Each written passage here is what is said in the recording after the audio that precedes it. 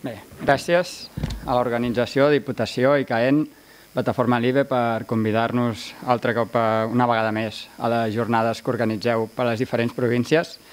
El que us vinc a presentar jo és la plataforma que ens serveix per arribar a l'usuari final. Fins ara hem vist quines opcions tenim en quant a punts de recàrrega, en quant a com gestionar les ciutats, no? Però, per altra banda, tenim l'usuari final, conductor de vehicle elèctric, que és el que arriba al punt de recàrrega i ha de carregar, no? Llavors, en aquesta mateixa jornades hi han sortit diversos dubtes relacionats amb les targetes. És inviable que hi hagi diferents targetes, inclús les targetes han de desaparèixer. El que us hem vingut a explicar aquí és que la solució ja la tenim i s'està utilitzant a dia d'avui.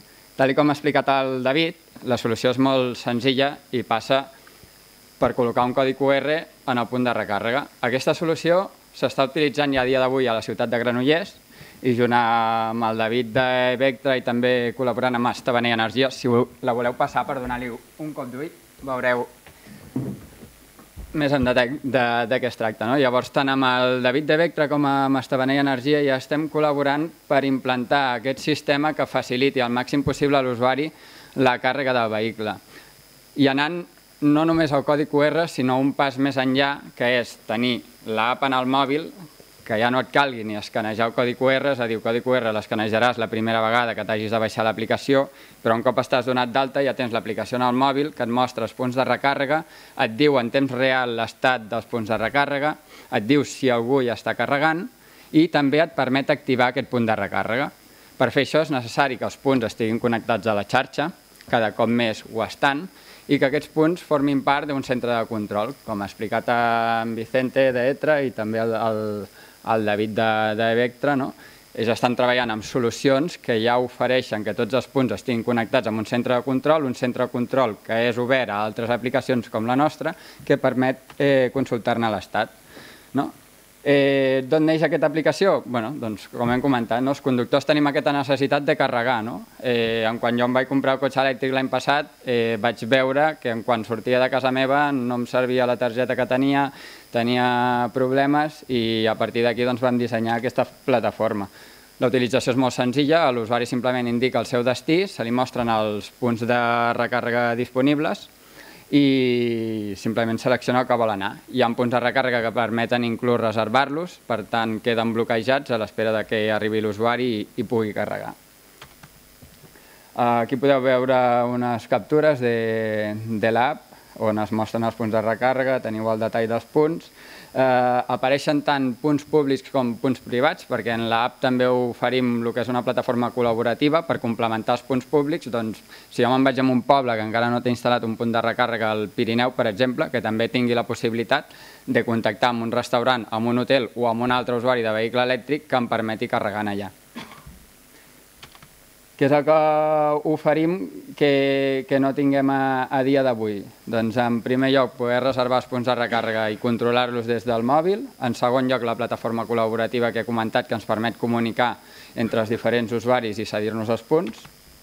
I, per últim, també oferim informació sobre les activitats a realitzar a prop del punt de càrrega. Com bé sabeu, una càrrega pot durar entre mitja hora i 8 hores, depèn del tipus de càrrega que es faci.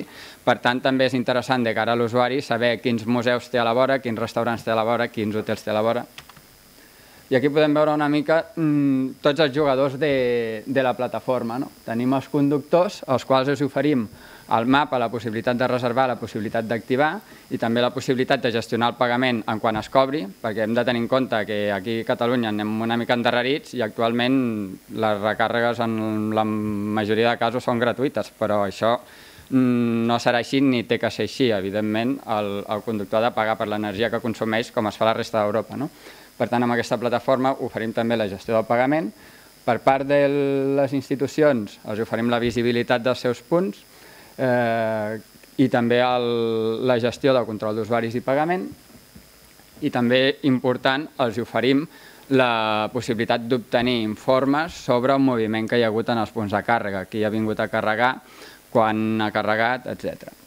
I, finalment, de cara als restaurants, hotels i altres negocis que puguin oferir punts, també els oferim la visibilitat d'aparèixer en el mapa i la possibilitat de gestionar-los al control dels punts.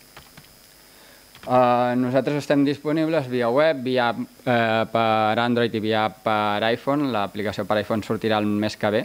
Està desenvolupada però encara no publicada. I no m'allargo més perquè l'interessant aquí és que ens pregunteu, aprofiteu que estem aquí representants tant de la part tècnica d'instal·lació dels punts de recàrrega com per part de ciutats amb models d'implantació, com per part de software i aplicacions que arribin als usuaris, i ens agradaria que ens plantegéssiu els vostres dubtes i intentem solucionar-ho. Moltíssimes gràcies per la